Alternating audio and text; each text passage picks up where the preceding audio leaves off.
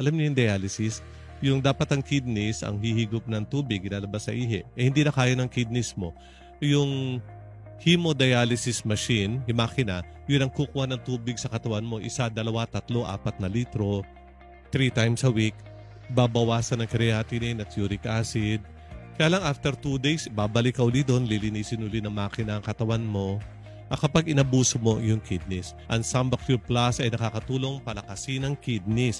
Kaya ito'y binigyan ng parangal. Gold Award sa International Invention Festival na ginawa sa Silicon Valley sa Estados Unidos. Ito lamang Agosto ng 2025.